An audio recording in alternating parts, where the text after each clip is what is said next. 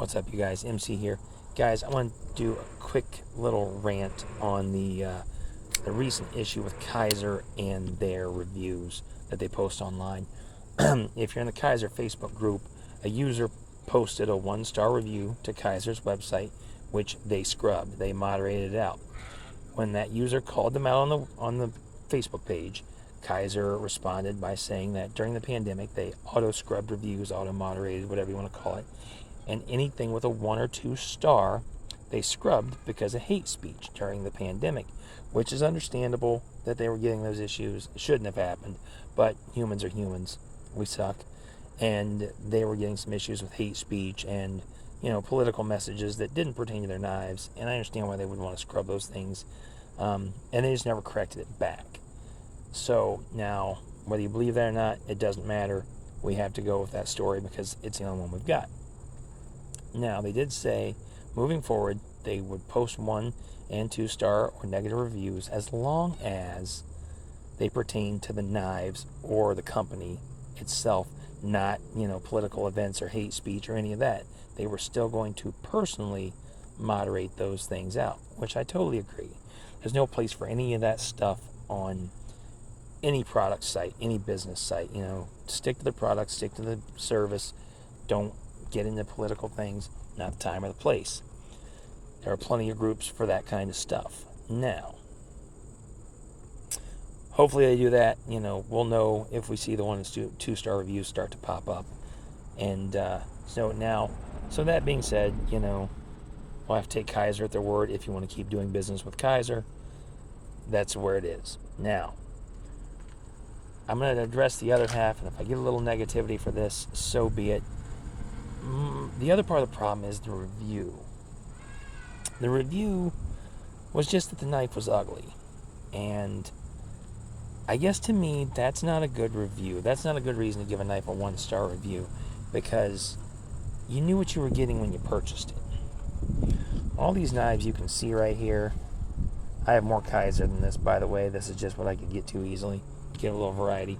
With the exception of this one, these all look just like they did when I got them out of the box. I didn't replace clips. I haven't dyed scales.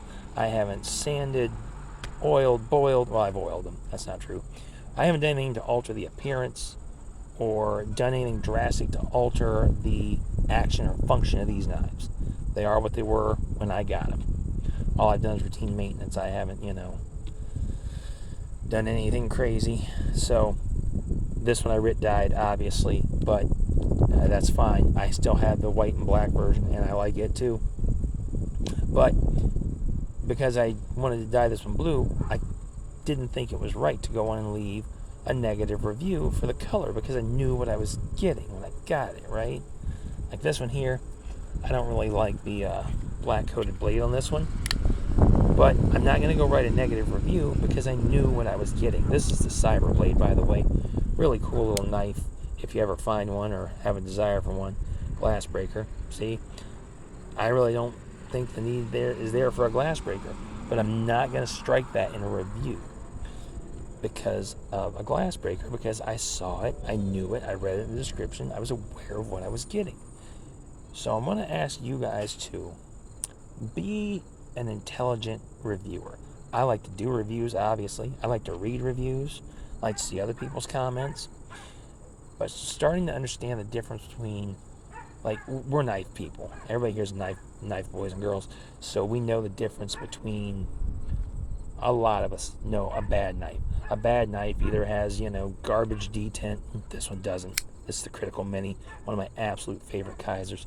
But if it's got super tight or super weak detent, if it's got lock rock, if it's got blade play side to side, if it has no lockup, no detent, if it's dull as all get out, those are the things, if it's not safe or doesn't function as a knife, those are the things that make a bad knife.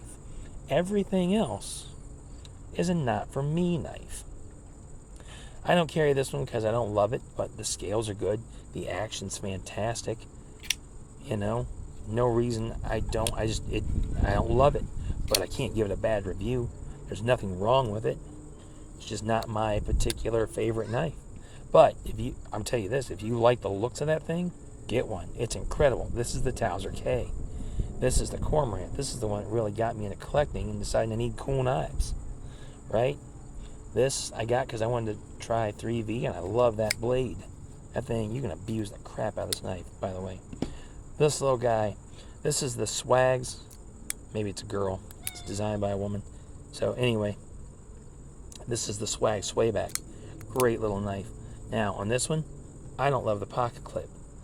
I would tell you that in a review, that it's not the deepest carry pocket clip, but that's nothing for me to give it a negative review for, because I could see that in the pictures when I bought it. I knew what I was getting, right?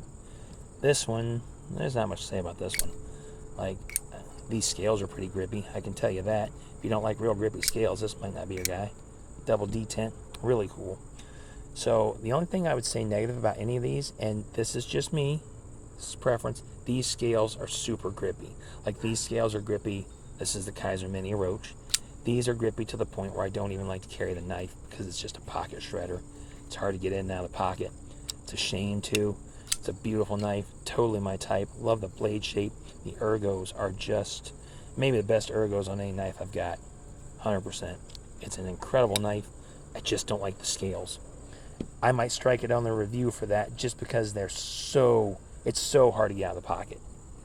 But a review is a favor we're doing for each other. Like, I've already got this knife, right? The review for me does me no good. I'm telling you guys my experience. I've already made my decision whether I'm going to keep it, carry it, trade it, sell it, throw it as a tree, whatever the case may be. So try to be a good reviewer. Try to give helpful reviews, not something like it's ugly, not something. I'm going to show you one that I just do not like, and I can't give it a bad review because it's my fault, right? Look at this dude. This dude's a chunk. I don't carry this thing. This thing weighs 100 pounds, right? But I can't give it a negative review for its weight or its size because I knew that. Like, I knew what I was getting. This is the O-Knife Gower, by the way. Great for self-defense. Even if you can't cut somebody with it, just hurl it at them. You'll take out a half a block with it. No big deal. But like I said, I read the specs on that knife. I knew what I was getting. I can't knock the knife for that. I can tell you it's too heavy for me. I can tell you it's a not for me knife. So if you're going to review cell phones, sunglasses, pocket knives, whoopee cushions, whatever, try to learn the difference between a not for me product and a bad product. Give people your honest opinion, but things like it's an ugly knife, knife's too heavy, knife's too big, that's your fault. Be an educated reviewer, be an educated consumer. Sorry if this rubbed anybody the wrong way, guys. I just want us all to help each other out, do the best we can. I'm MC. This is a little bit of my Kizer collection. I'm going to shut the hell up, you guys. Have a good one.